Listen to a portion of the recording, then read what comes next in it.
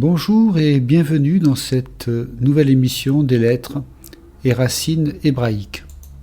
Après avoir abordé les jours de la création dans les épisodes précédents, les 7 jours de la création, Genèse 2 nous présente une autre version de la création avec plus de détails.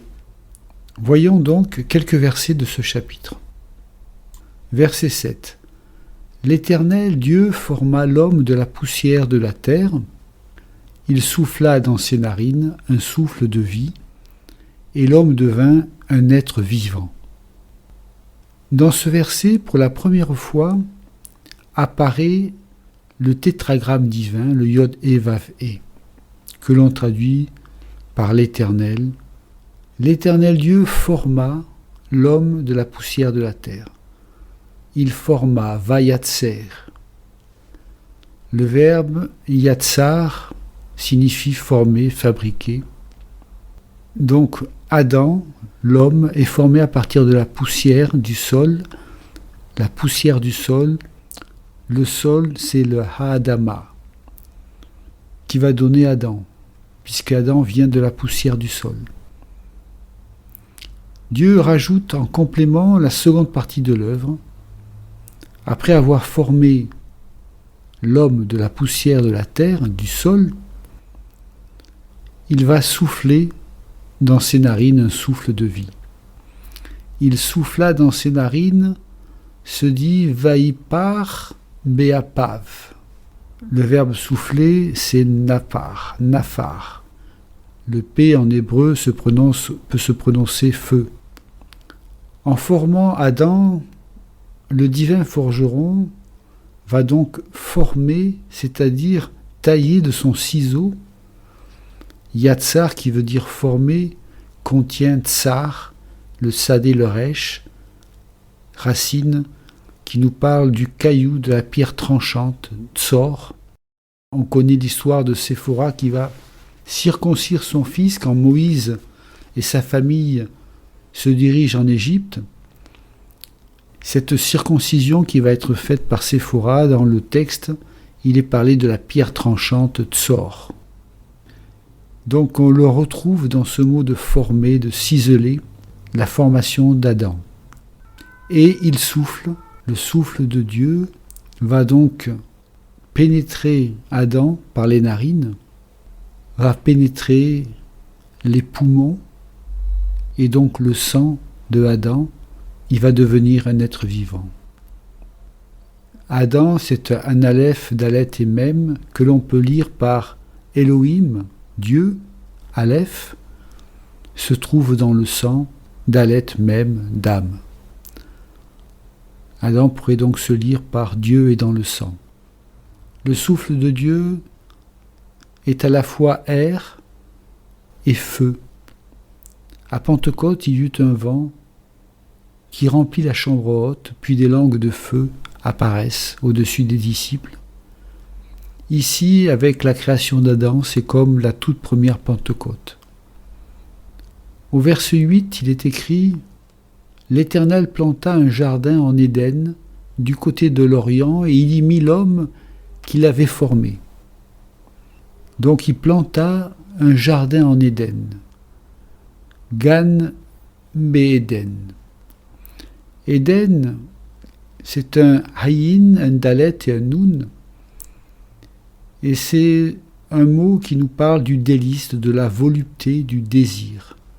C'est le lieu donc des délices, le lieu de tous les mariages de l'homme avec lui-même, de la communion avec Dieu. Dans le nom de Adam, un aleph, dalet, mem, on a vu que c'était Elohim qui est dans le sang, Elohim aleph qui est dans le sang dalet mem. Il y a donc le sang dans Adam. Il y a aussi la vapeur d'eau. Le aleph dalet signifie la vapeur d'eau. Ainsi, l'on retrouve dans Adam la vapeur d'eau qui est le symbole du désir. La vapeur qui remonte est symbole du désir, de la montée vers le désir pour Dieu. Cette vapeur, c'est l'humide des profondeurs, le désir d'accomplissement qui remonte des profondeurs de l'inaccompli. Tout désir implique une montée de l'humide. L'humide est en relation avec l'inaccompli et avec le désir. Tout désir est en profondeur un désir d'accomplissement. L'humanité est pétrie de ce désir pour Dieu, son véritable époux, même si elle n'en est pas consciente. C'est de l'Orient que sera planté donc ce jardin. L'Orient, c'est Kédem. Et c'est de Kédem, c'est-à-dire de l'Orient, que vient la lumière. Le soleil se lève à l'est. Le Messie reviendra par le mont des Oliviers à l'Orient de Jérusalem. Il y a toute une symbolique par rapport au côté est, au côté de l'Orient, d'où arrive la lumière. Voyons maintenant le verset 15 à 17. Les versets 15 à 17. Dieu conduit Adam dans le jardin pour travailler le sol et le garder. Pour le travailler le sol, la Adama. Pour le garder, ça peut être pour garder le jardin ou le sol. Pour le garder, c'est pour le soigner. La racine de garder, c'est Shamar, où l'on retrouve le nom Shem. Dieu nous garde. Shamar, c'est le principe resh du nom, c'est-à-dire que Dieu nous garde, et Dieu demande à Adam de garder le jardin. À l'image de Dieu qui nous garde, eh bien nous devons garder Dieu en nous. Il prend soin de nous, nous prenons soin de nous en restant en Dieu. Et nous nous faisons du mal en nous éloignant de Dieu. Nous devons garder Dieu en nous, et Dieu nous garde. Il est fidèle. Au verset 16 et 17, il y a comme une alliance qui va apparaître entre Dieu et l'homme. Il est écrit, l'Éternel, Dieu donna cet ordre à l'homme, tu pourras manger de tous les arbres du jardin, mais tu ne mangeras pas de l'arbre de la connaissance du bien et du mal, car le jour où tu en mangeras, tu mourras. Tous les biens et les plaisirs de la terre furent mis à disposition de l'homme, sauf l'unique arbre dont le fruit fut interdit. L'arbre de la connaissance du bien et du mal, Tov Vara, bien et mal. La dualité Tov et Vara nous parle de ce qui est accompli, c'est-à-dire le Tov, le bien, qui peut se traduire par le beau, et l'inaccompli, le Ra, que l'on va traduire par le mal, car en fait, effectivement, ça sera le mal d'une certaine manière, mais ontologiquement, l'inaccompli, c'est ce qui n'est pas encore accompli, qui est en voie d'accomplissement. C'est donc un côté obscur que l'on traduira ensuite par le mal. Ra, Resh Aïn, qui est le pôle ténèbres. Ontologiquement, cela signifie ce qui n'est pas encore lumière, l'inaccompli.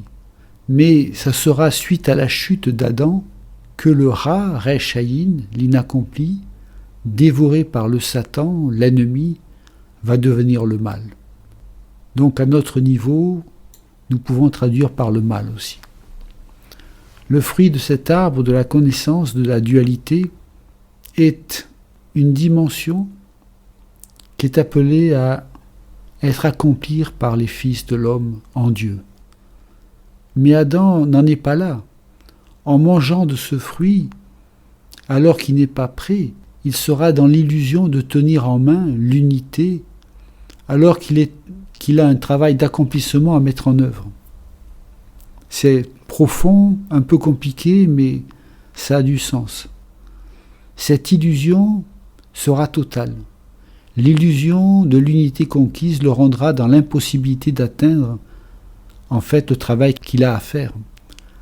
Il ne pourra plus croître, il sera stérilisé et Dieu devra le ramener dans une situation d'exil par protection et non pas par punition.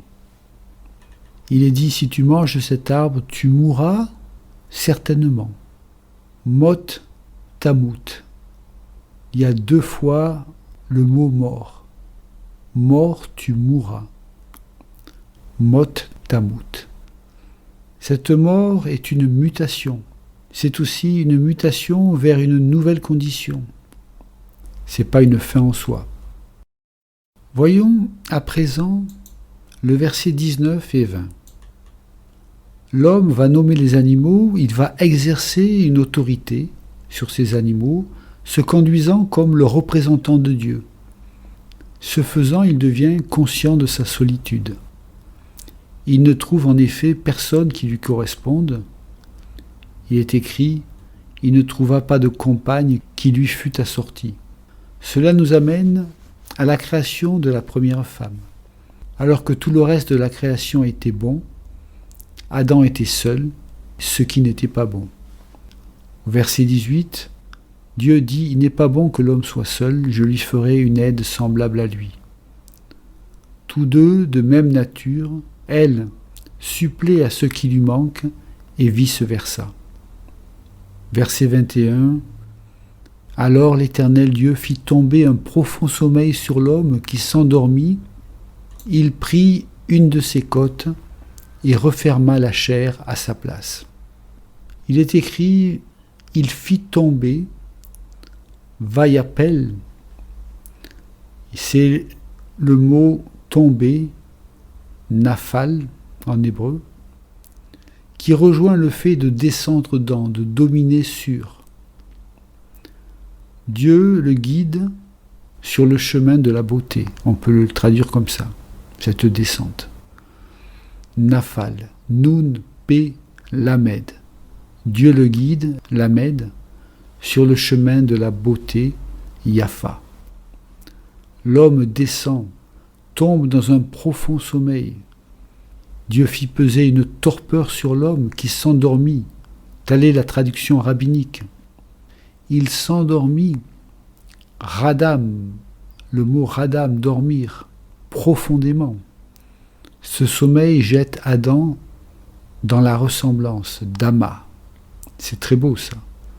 Il le fit dormir.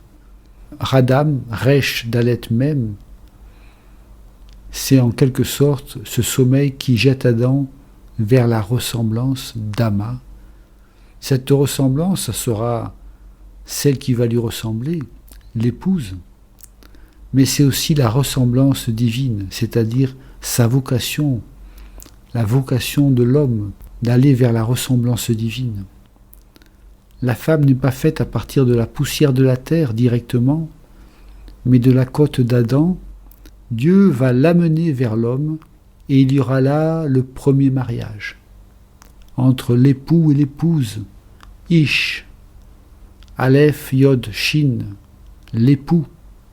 Isha, Aleph, Shin, He, l'épouse.